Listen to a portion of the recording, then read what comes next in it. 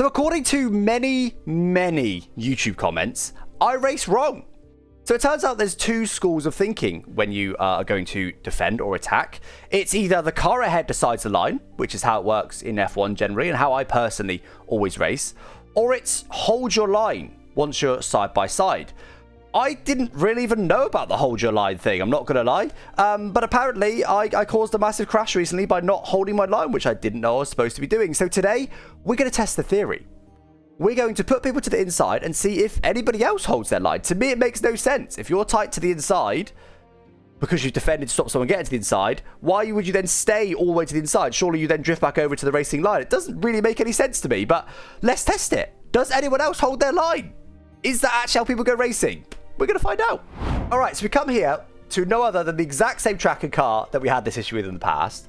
Now, obviously, I don't want to crash because this is an actual ranked thing. So if they come over me, I'll probably be forced to come over as well. But let's see. Are people going to hold their line? Or once I go alongside them, are they going to do what I think makes more sense personally, is come back over to somewhere near the racing line? Obviously, you have to give them a car's width to the track to the left once you do that. I don't know. I'm fascinated. I'm fascinated. Let's find out. I should as well. This is top split. You can see there's a few 6K people. I don't think I'll be getting anywhere near them. I've got no idea how to start this car. I don't know if I've set the clutch up, so we'll just do the basic throttle brake technique and get underway. We just want to stay out of trouble on this start because it's later on that we want to test. Because here, it's the start. It's messy. It's not a good place to judge what we're trying to judge off the start. Let's just stay out of trouble. Stay on the left. Stay on the left. We're boxed in with the car in front. We're underway. Up to P16. Couple of positions gained there, but that doesn't really matter too much. We wanted lots of people to test this against. Is he going to defend? Obviously, it also requires the guy to go defensive. I'm not really close enough, to be honest. Not with everyone getting slipstream. Let's see. Cars in front. They're doing that. Not necessarily say he held his line. Take that if it's on offer. Little freebie. To be close to these cars. Oh, God. We want to be able to pin someone to the inside at some point. At the very least, we'll be able to look at replay and look how other people race in this, even if we don't actually end up actively getting involved ourselves. Please hold your brakes. The guy in the air couldn't hold his brakes. We get a 1x, but I'll take it and avoid all that drama. My word. So, okay, that guy didn't hold his line, but he also didn't have... Jesus. Accidental send.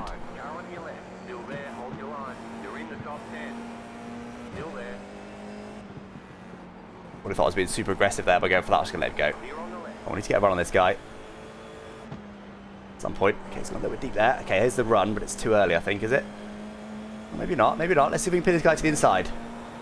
Can't even get alongside him. To be fair, he held his line. Test one was pretty conclusive. He held his line. That was pretty conclusive. Do eventually get the move done as well. So that was an effective way to attack that time. Okay, all right, all right. You defend?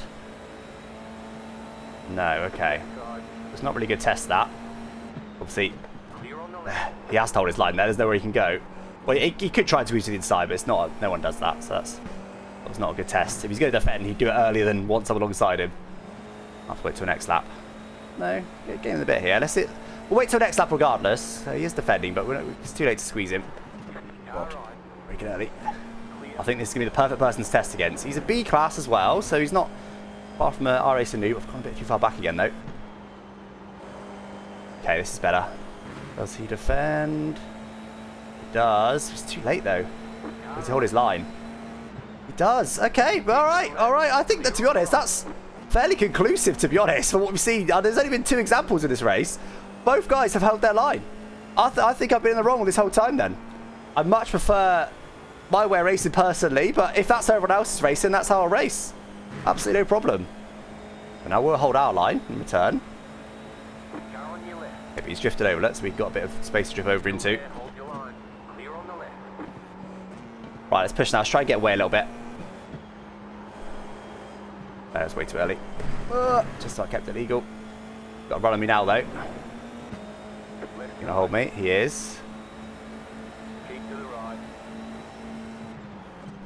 Okay, I can get on board with that. I can get on board with that. We did just tap me there, apparently. Right, let's chance to run away. Come on, let's do it. Now we just want to actually beat him in this race. We've done our testing. There's not much more testing we can do. We're too far from the cars in front. So you're a dirty racer. It's interesting though, isn't it? Because like obviously by those standards, yeah. But it's just not, it's not how I personally race. So it's not dirty by my standards. It's dirty by other people's standards. But if everyone's got a different idea of what is dirty, what is clean, what is dirty, what's aggressive, it's impossible to know what's going on. Pretty close in front, look. That's for the lead as well. There might be a last lap crash still here. That's actually quite a clean race, like just generally all round. That was super clean. Like the leaders didn't have big crashes. I think only gained like 3 positions from crashes total in that whole race. That's mad. And we come in P7. But where I started, 18th, that's a lovely recovery. All right. Well, let's have a little look though, shall we? If there's any other examples. Here we go. Here we go. So this is the sort of thing that I'm trying to look for. So this guy goes defensive to stop and get the inside line. Really fine. Maybe a little bit late, but it's all right. Then unfortunately there's contact, so nothing more happens. This guy's quite aggressive, so let's see if we can find one from this guy. Oh, what happens? Oh, he's the one that hits this guy. Yeah, okay, RIP. This is probably the best example that we had.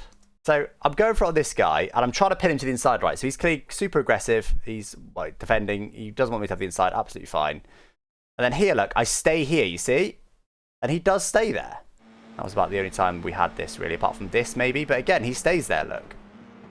That was the only 2 real examples I can see. It looks like there wasn't actually many other examples from this whole race, which is insane. Yeah, the Jimmy vid. Yeah. Where's this? It wasn't that long ago, was it? Let's watch that before we head off. Does the other car have the right to keep its line? Yes, it does. Next. This is quite extreme squeezing, but this guy is doing nothing wrong. He's not moved. He's there. He stayed there. And this guy here wants to be on this side of the circuit. He can't be there. He's being boxed in. He decides he doesn't like that, turns the wheel to the left, and spins over the front. And that's the end of that. But it is a pretty aggressive move. So if you are doing stuff like this, do be prepared to have this happen occasionally. So interesting, right? So we basically discovered exactly what Jimmy just said there. Fine. The thing for me is, this green car is moving over quite aggressively, actually. You look at this, which, if you're moving over that quickly, it's not too bad, actually. Does the other car have the right to keep its line? It's not too bad, but like you could be a bit smoother with that. Fine. And I think this is where it comes from. I think this comes from GT racing, not from Formula racing. I think that's why I've never picked up on it before. Because even though we can see the greener car coming over, it does. He's choosing not to react to it. He doesn't have to react to it, absolutely fine. But he's still choosing to go, nah, I'm going to hold my perfectly straight line and let him do that to me. The reason I think this comes from GT racing is because in Formula racing, you're both losing your wheel here. You're both out of the race. So in Formula racing, even if you think this guy is being aggressive by coming over on you and squeezing you, as Jimmy puts it, if you do what this yellow car here does, you're going to DNF.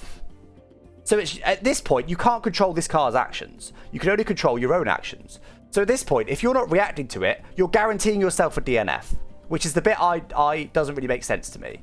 Yes, it does. But in sports car racing, as you can see, the guy turns the wheel to the left and spins over you the front. get away with it, and you just keep going. The aggressor is the green car, clearly, but it's dumb of the yellow car to hold their line if that's Formula racing. In sports car racing, it does. Clearly, it's fine. It works out. So I reckon that's the difference. That's made it even more interesting with that clip. I think that's the difference. I will hold my line in the future. Very interesting stuff. News to me, but I'm happy to be wrong. Hold your line, apparently, is the sim racing meta. Maybe the real life meta. Who knows? Anyway, guys, hope you enjoyed this analysis, and I'll catch you next time. Thanks for watching. Bye-bye.